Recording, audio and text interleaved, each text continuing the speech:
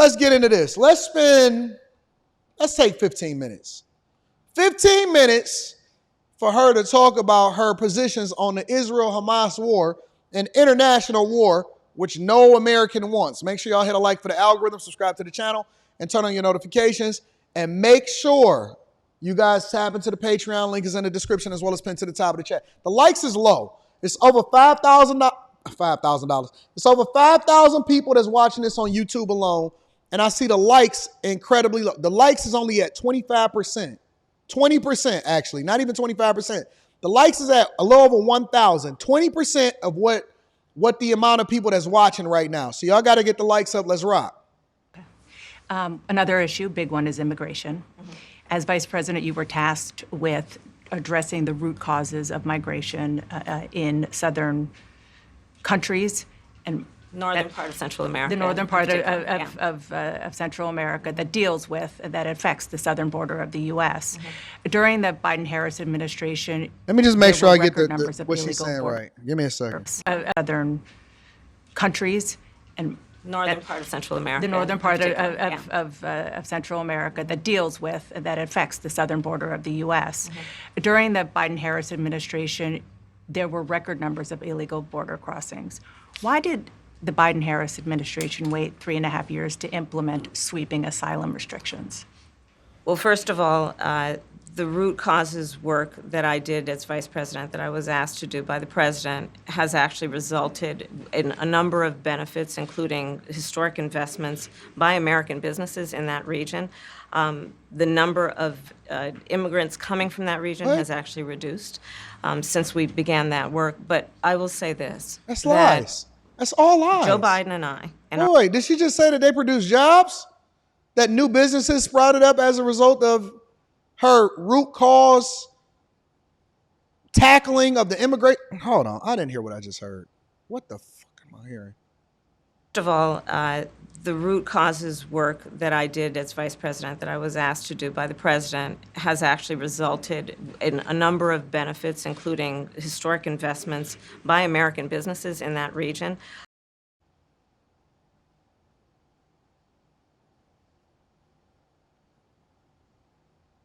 Just give me a second.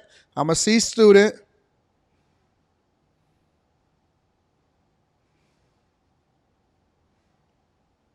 I'm a little slower than usual. Just want to make sure we all on the same page. The number of immigrants coming from that region has actually reduced.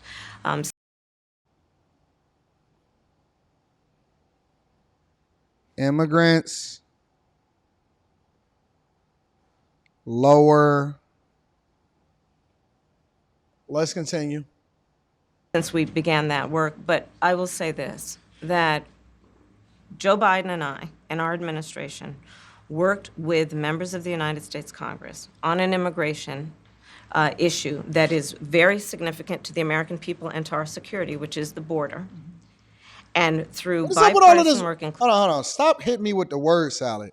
It's very significant to the American people, which is the border. Dog, we talking about immigration into the country. Get to it. Stop hitting me with all of this word salad. It's very significant to the American people, which is the border. What the hell is you talking about, bro? Just give me the skinny.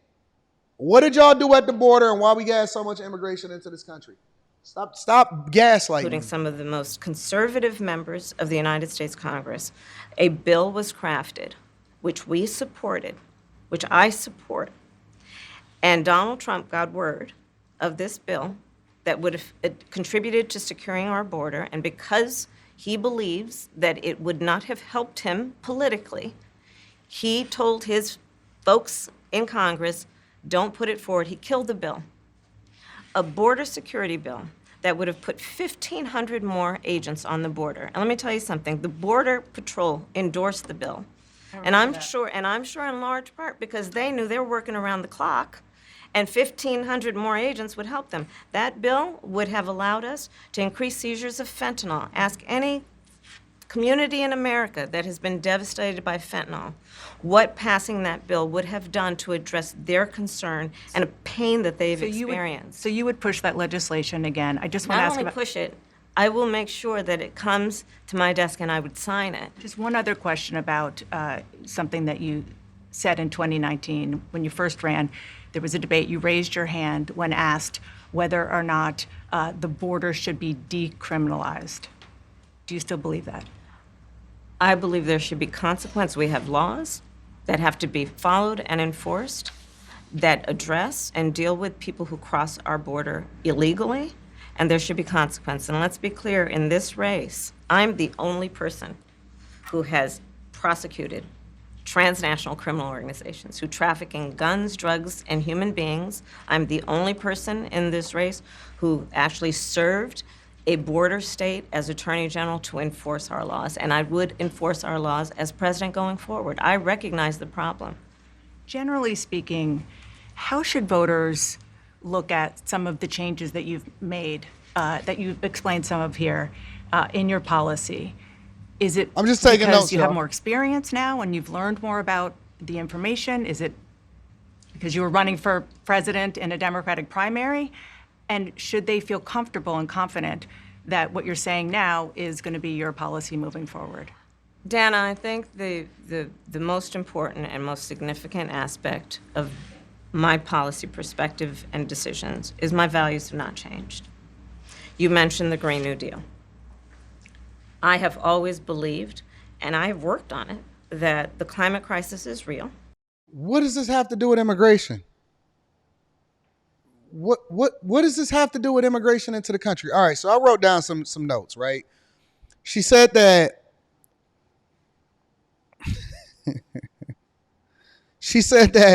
immigration into this country and her work at the border has resulted into businesses, small businesses, making significant investments at the border. She said that immigration into this country is lower. Lies. Check. Here's the thing, though. Here's the thing. She harped on a message that basically said, hey, listen, at the end of 2023, we worked on legislation, a bipartisan deal, to ultimately put 1,500 new border agents at the border.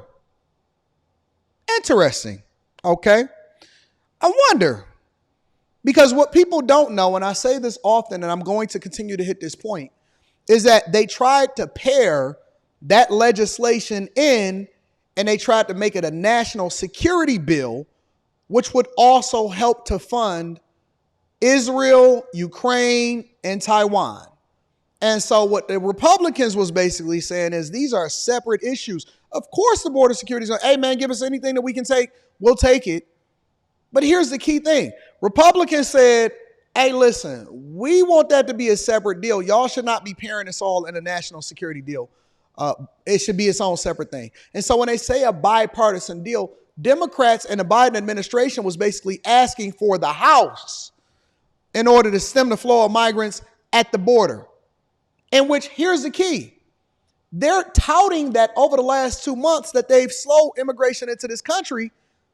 Then why couldn't they do that over the last 3.5 years? More importantly, if you were so concerned about the border, why did they sue Texas? This is a fact.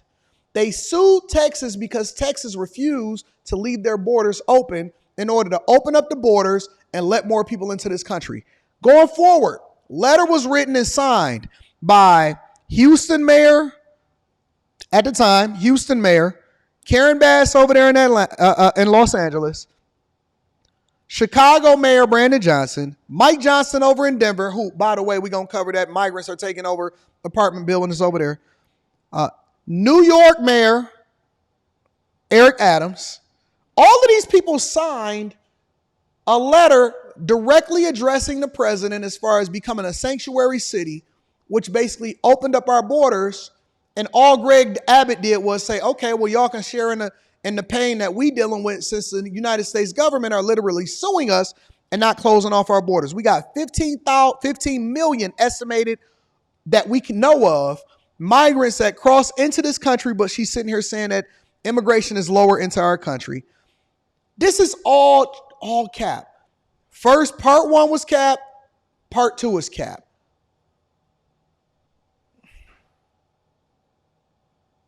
Everything that she's saying is cap. Everything she's saying, she flip-flopping on. Everything that she's saying, she's a horrible liar, but she's definitely a good chameleon.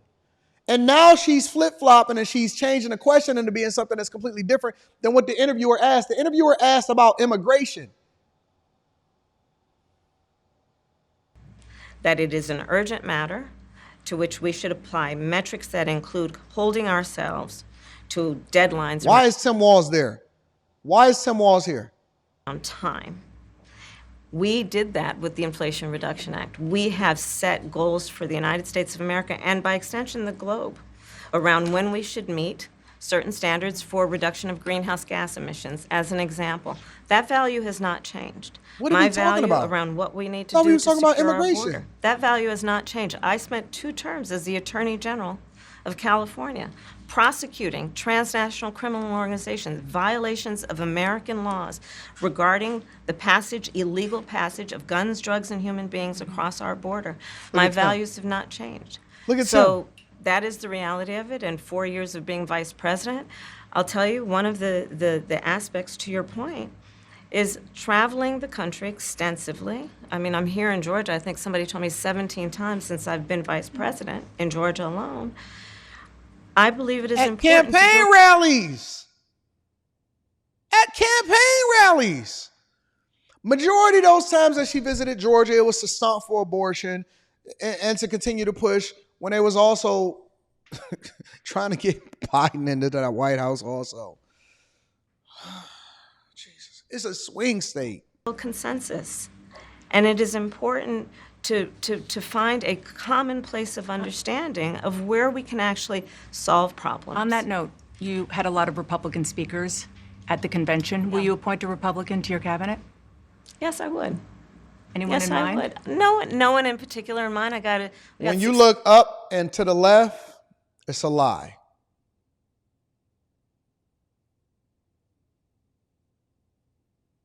Up and to the left for us, it's up and to the right for her.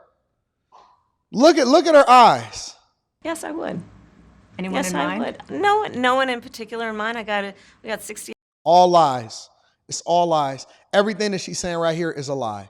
Everything that she's saying that she's talking about right now is a lie. It's all lies. Days to go with this election, so I'm not putting the cart before the horse, but I would. I think it's really important. I have spent my career inviting diversity of opinion. I think it's important to have people at the table when some of the most important decisions are being made that have different views, different experiences. And I think it would be to the benefit of the American public to have a member of my cabinet who was a Republican. I want to ask you about your opponent, Donald Trump. Okay. Which she's already been talking about him the entire time. I was a little bit surprised. People might be surprised to hear that you have never interacted with him, met him face to face. That's going to change soon. But what I want to ask you about is what he said last month. He suggested that you happened to turn black recently for political purposes, questioning a core part of your identity. Yeah.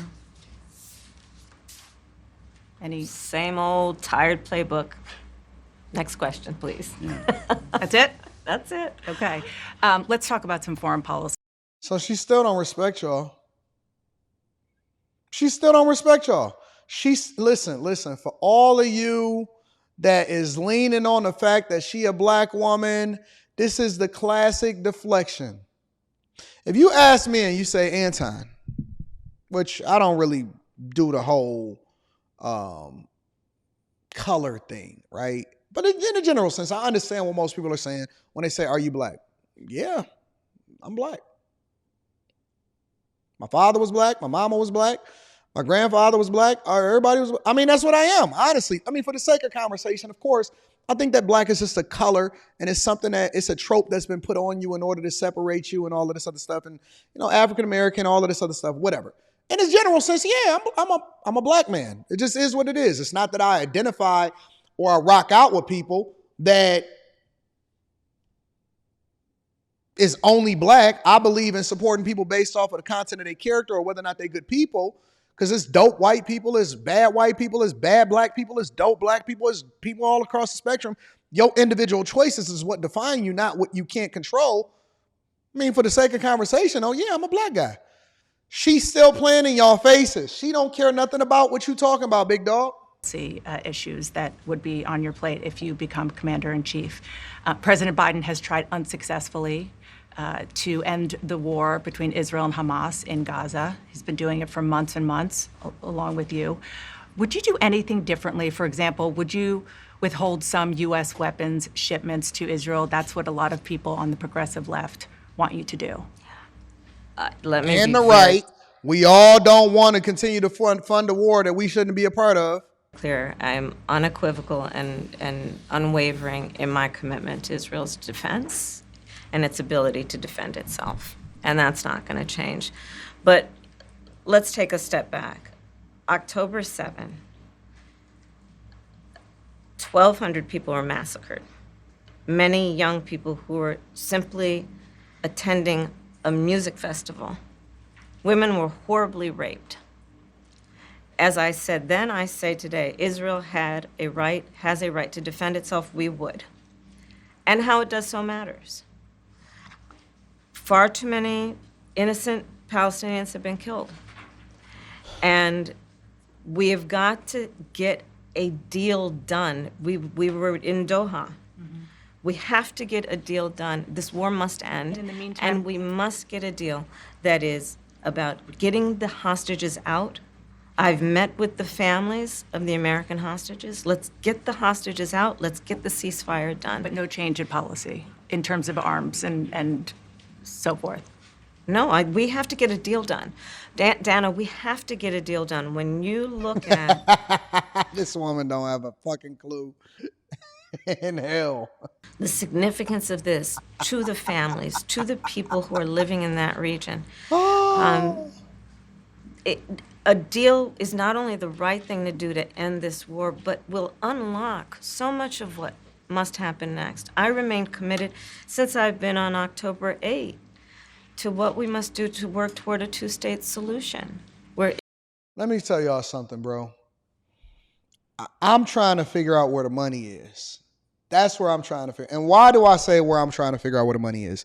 Because if you're telling me, if you're going to sit here and have a conversation with me and tell me that the United States of America is so invested in the greatness of Israel because we just want what's good for the region and we want to make sure that they're protected. And so we're going to spend billions and billions and billions of American tax dollars in order to continue to support this war, which she just clearly out of her mouth told you guys and said, listen, we not changing our policy. We're going to continue to fund this war as long as it may because we need to get a deal done.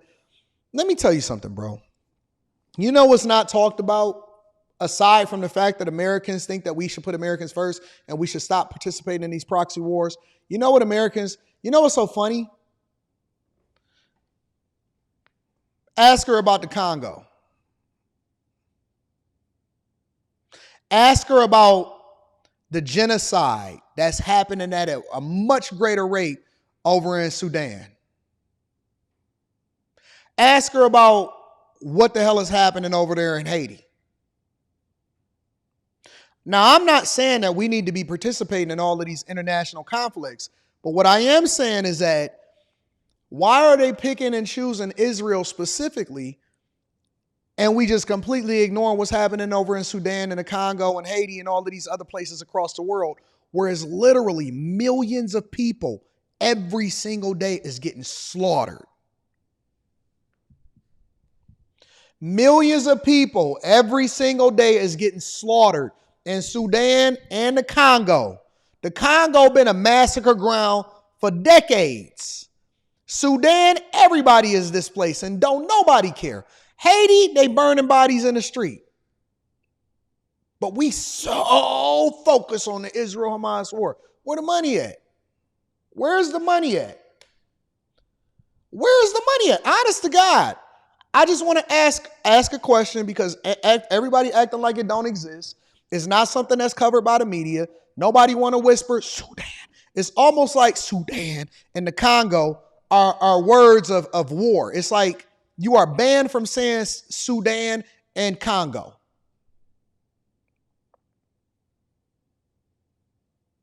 That's all I want to ask. Why are we so concerned about what happens in Ukraine? Why are we so concerned about Zelensky? Why are we so concerned about Israel? Why are we so concerned about Iran? Why are we so concerned about all of these places? I know why we're concerned about Taiwan. They want to act like it's about the freedom of the American people. No, it's the semiconductor chip. It's a war that they having with China through Taiwan. Y'all better wake up, for real, for real. Y'all better wake up, because listen, all of this word salad that they giving you on this live stream is nonsense.